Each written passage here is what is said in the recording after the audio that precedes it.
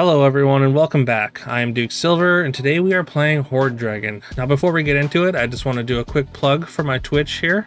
Yeah, I've been streaming regularly over on Twitch and yeah, we've been having a good time over there. So I would love to see you over there if you're so inclined. My Twitch will be in the description and in the pinned comment. But yeah, with that being said, let's get into it. Now you notice on turn 1, since I was just playing a 1-1, I decided just not to play it against Zippy. Denies them one little piece of quest progress, which probably doesn't matter too much in the long run of the game, but you know, it denies them a little bit of progress, and hey, maybe it delays their evil twin by a turn, so. I don't recommend doing that if you think you can trade, but because we were only playing a 1-1, then I felt it was worth it to go down a character since we were probably taking the three health anyways. And yeah, here I think we're just gonna sell the bossy and we're gonna pick up 2 3s. The Ogre Princess as a unit I really like, especially when we have some support for it, and there's a support in the shop with it. And I really like Ogre Princess, especially on Hoard Dragon, because like more than Kitty Cut Purse, like generally Ogre Princess just ends up being like a economy unit, but more than Kitty Cut Purse, it's more than a glorified Kitty Cut Purse here is what I'm trying to say, because we get random characters, it gives us more opportunities to pick up pairs, which is very important for Hoard Dragon, because like obviously you want to build the best board you can, but also you kind of just want to get a high volume of characters so that, you know, your shops give you more there's more opportunity for your shops to kind of reward you with random pairs and triples and whatnot. So that's why I think Ogre Princess is a very good pickup if you can support it on Hoard Dragon. You want to pick it up early though, because the stats are pretty bad. But yeah. All right, we're gonna lock that support. The TLK is kind of interesting, but unfortunately there's nothing here that we really want to TLK. But it is very hard for me to turn down a TLK in general. But on a hero like Hoard Dragon that is just going to take over the game eventually, I am definitely a lot less likely to just cast random TLKs or use Polywoggles in general, just because we have other ways to get ahead. Kind of like with the Zelhua game. Because we have our other tools to get ahead with our hero power, then we don't necessarily have to take the high risk, kind of high reward lines. Alright, we're gonna pick up another Ogre Princess, so we're happy to take another pair. We're going into 4 with no treasures still, but we do have 3 pairs here for shots at level 4 treasures, which is not bad. Pretty strong. Well, it's a strong trophy hunter board here. Fortunately, we're gonna have the stats with our summons to overcome them. Them having Monster Book early is a pretty big deal. Definitely something to take note of. All right, we pick up a Sporko nice and early here, which like with these Princess Peeps, with the summons, we definitely want to be just playing some supports for our summons to populate in front of. All right, and we get a 4 treasure, and we're going to take Sky Castle, which is going to combine 2 things and give us 2 more 4 treasures. So we went from 0 treasures on 3.2 to a full slate of 3 treasures on 4.0. So a pretty good turn, I would say. And we could skip here. Like these treasures are not the greatest. There's an argument for Summoning Portal with the Princess Peep. Like Reduplicator, I probably wouldn't pick up here. We probably don't have the board space because we want to play Princess Peep in the front row. And then we're just gonna lock this level 3 treasure with the Sure Shot here. And yeah, Sky Castle is a very powerful tool for Hoard Dragon, especially because obviously we get more oomph out of our treasures than most heroes. So, all right, so we're gonna take the treasure here. Unfortunately, there's nothing here that we really want. Power Orb is okay with our summons, but it's not better than Deck of Many Things, I don't think. And I'm strongly considering a Sultak, but I think Sultak should be more of a reactive pick, or if it just fits on the board better than something, then I would take it early. But in general, I do like to pick up a Sultak once I've seen a Lightning Dragon or seen a reason to. All right, we're gonna take another sure shot here, just because it's another shot at a level 3 treasure with this Sky Castle. And then we're gonna sell it immediately and get a level 3 treasure with our Lonely Prince, which is gonna improve our board as well, so. And we find treasure map, which is pretty much exactly what we wanted to find here. So this is gonna turn all our level 4 royals into Neans, basically. So we're just gonna need 2 copies of any level 4 royal to get a level 7 treasure, and that's what we're gonna be hunting for at this point. And we got a decent amount of stats on the board too, so like we're in a pretty good spot, I would say. A nice high health total too at 34. Definitely the spot you want to be in with Hoard Dragon. Getting those 3 level 4 treasures in one turn definitely went a long way towards making us strong there. All right, and here we're gonna take a Court Wizard. In hindsight, like I think maybe it's wrong because we've got a pretty good backline. The 7 power on it is definitely very good, and that's kind of what made me take it here. And the fact that our whole front row are all royals, it makes us stronger a little bit, but I don't know that it's enough that I should have taken it there, because we do get 1 level 4 royal here, but we don't get to search for any more because we took the Court Wizard. So I'm not sure about that decision in hindsight.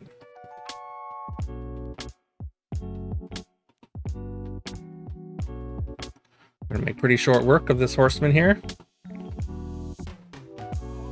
All right, and there is another. We're gonna have to take this Court Wizard. It's another level 4 pair, and it's one that we don't mind. We don't mind combining because it'll get a decent amount of attack.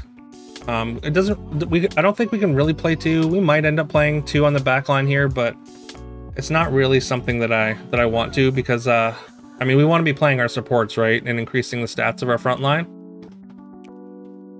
Although, I mean, it's just kind of a difficult balancing act between the supports and Court Wizards here. Consider taking the Nean, but no, we can just take level 4 royals, and they're basically Neans, so. And here we're just going to buy a Polywog Gold bank of gold for next turn, and then we're going to lock this coin. So we're going to get to see 2 free characters, and then we're going to have an extra gold for next turn. And I'm going to play the Arthur over the Lonely Prince with the scaling for the golden royals. The stats work out to about the same. We did end up playing the 2 Court Wizards instead of the other support. And honestly, I mean, these Court Wizards did put in some work here. Like we got a bunch of value out of them, so maybe it wasn't such a mistake to buy them, but it still felt like maybe I could have used my gold a little more efficiently. And we're just going to take World Tree immediately without any real thought there. Although maybe I should have thought a little bit harder, but I mean, it's World Tree basically without question. Especially since we have Sky Castle, and you saw because of the Sky Castle and World Tree combination, we immediately combined our Court Wizards. Considering taking the Tweedledee just because it's 2 bodies and its stats. And yeah, so since everything is a royal, Arthur's now going to be scaling our Court Wizard as well, and we're going to take a Puff Puff. Because every time this Puff Puff dies, everything on our board gets +1/+1, and everything in the shops get +1/+1, and we're definitely happy to start scaling up our board. And I'm going to lock this Lady of the Lake. There's not really any level 5 treasures that we really want. And unfortunately, this opponent is very, very strong. Unfortunately for us, and losing all that attack on our Court Wizard means that we're not going to be able to make use of these bonus attacks nearly as much, and we're gonna take a bunch of damage. I mean, that's kind of the price you pay for playing World Tree. It doesn't give you immediate stats. You do have to assemble a board still. And I was considering just getting rid of my SoFi here for a staff or for a Hand of Midas. Hand of Midas is really good next turn, but we still have 8 gold to spend, so I don't think it's Hand of Midas. But and we lost so badly in that last fight, I think we just can't give up the stats at all, as good as staff would be. Like, I mean, we only need 2 pairs of any level 6 or level 5 to get some high tier treasures. But also we want to keep this Sky Castle for a little bit longer at least. So we only have really one treasure slot for stats, so we're gonna have to keep it there. we're not going to take the golden poly. And running out of time, so I just decided to cast the Burning Palm on our Court Wizard and pick up a Wombats. And again, we find a very, very strong opponent. Basically a fully formed tree board already. It looks like maybe they were able to hold their spinning gold until the end of the game, or until they got to 6 rather, and yeah, get a ton of value out of it on level once they got to level 6.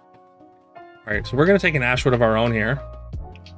I think the Arthur can the scaling isn't really doing enough anymore, so we're just gonna do that. And then we can find a good boy immediately, so that's fantastic. And we're going to take another Court Wizard as well. We probably wouldn't be able to buy any other like relevant 6s this turn, so I think it's fine to just buy this other Court Wizard now. But yeah, all we need is to find a pair of Ashwoods or a pair of good boys, and we get another level 7 treasure. So. And here we come up on a ghost that's playing Mirror Mirror. So like the fact that there's a ghost that has Mirror Mirror and like a pretty strong board here is kind of terrifying. Although their board is kind of a mishmash, but still, dying with Mirror Mirror and like a fairly reasonable board is definitely not a good sign for other people in the lobby. That means someone is just someone's high rolling through the lobby and kind of crushing people that otherwise probably wouldn't be dead.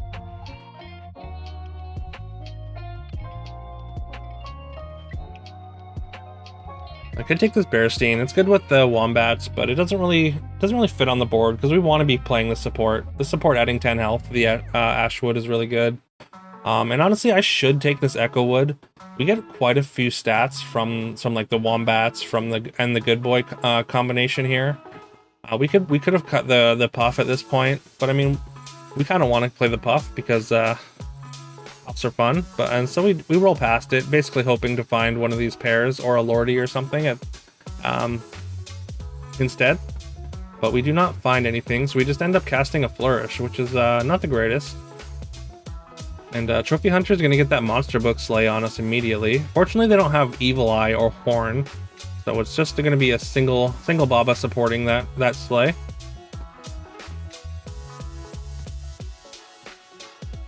And yeah, our stats are gonna be able to overcome them with our World Tree board here.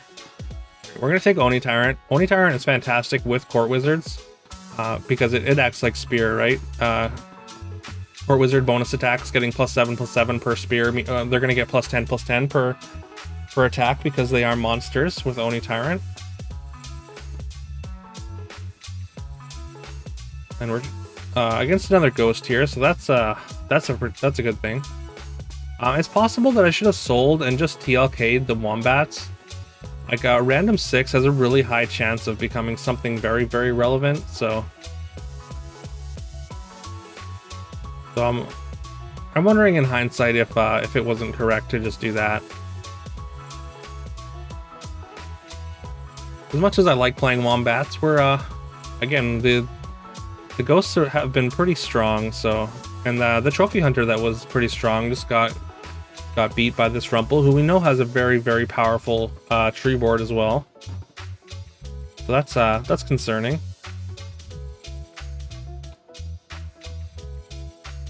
Alright, we finally get our level 7 treasure. And here it's between Magic Sword and Holy Grail, of course. Magic Sword makes us a lot stronger this turn, but Holy Grail is going to let us really go off next turn. We don't really have any economy going, so like we're just kind of rolling down and hoping we find relevant 6s, which isn't necessarily guaranteed. So it's tough here. We're at 16, like we're not super low on life. We have a World Tree board, so we should be able to survive at least, even against this this high rolling Rumpelstiltskin. And they've gotten significantly stronger since last we saw them. Yeah, but we did go with the Holy Grail there, so we're just banking on being able to survive this fight. And summoning a Court Wizard out of our Wombats is absolutely massive here. Getting even more additional attacks is fantastic. And we come so close to tying the fight, but we do lose. But yeah, it's not by much, so now we get to have our Grail turn. And yeah, obviously we're just looking for any 6s. We're gonna replace the Sky Castle. But we pick up a mirror there, so that's fantastic. It means more Court Wizard attacks. It means our good boy gets a lot better.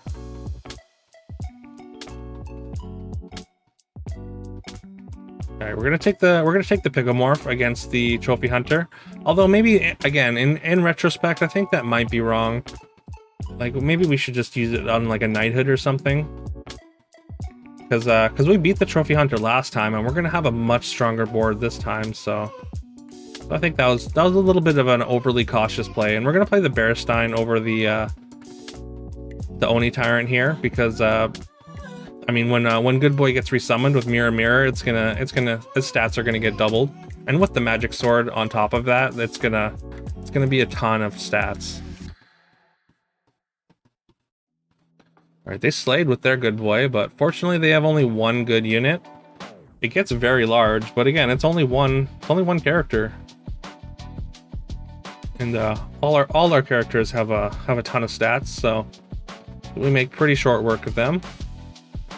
All right, and then we're gonna take Round Table. We've got this double Ashwood. We're gonna replace the Magic Sword. Again, maybe in hindsight, maybe that's not great. But we do have the double Echo Wood, which is incredible with Round Table. If we can just find another Ashwood here, then we get a lot more powerful though. But we do have to find it. Consider buying another pumpkin here just for more summons, but I don't think it's quite worth it. Like we don't want to cut anything on the board. The Bearstein can go, but we want to play an Echo Wood for all these Round Table and Good Boy stats. So we're gonna forego the other pumpkin here. And there's another pumpkin that we aren't able to take. Should have taken the Hermes Magic Beans, but I was just kind of rolling down, hoping not to incinerate my gold too much. And they have Wand of Weirding and even more golden trees than last time we saw them. Fortunately, the double Pigomorph goes on the two characters that we care about probably the least. They give us our stats, and then they turn into pigs, and that's all fine. And yeah, getting just a ton of stats off with these with the pumpkin and mirror summons is gonna be enough for us to take down the fight here.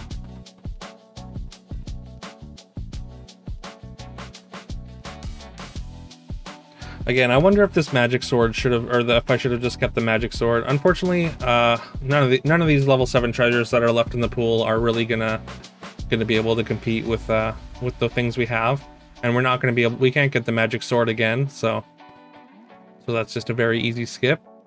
And because we don't have much gold left, I'm gonna shard. We're gonna shard. I should have sharded the Oni Tyrant because it has a higher chance of becoming something that isn't Oni Tyrant.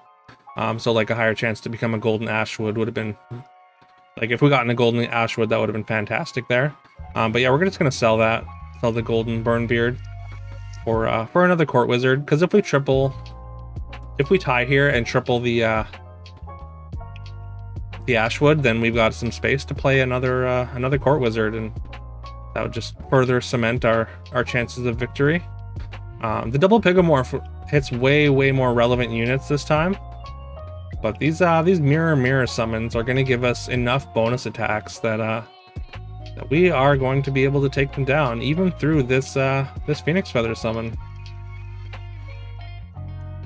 So yeah, that was a wild one. The finals on that one was very powerful. That tree comp almost got us. I'm pretty sure they had to have had a Holy Grail at some point, because they got very strong and like very like every time we saw them, they got like way stronger. So I think there had to be a Holy Grail in there somewhere. Otherwise, I don't know how they were just hitting left and right or something. But yeah. So if you found this video enjoyable or educational at all, please leave a like and subscribe if you haven't already. It really helps the channel out, and I really appreciate it. And yeah, follow me on Twitch. Again, you can come hang out and watch watch these games happen live and offer your own opinions on what plays I should make. I try to read chat while I'm playing. It leads to me playing a lot worse in general, but that's a skill I'm working on. Hopefully I'll get better at it. But yeah. Yeah, with that being said, I will see you tomorrow.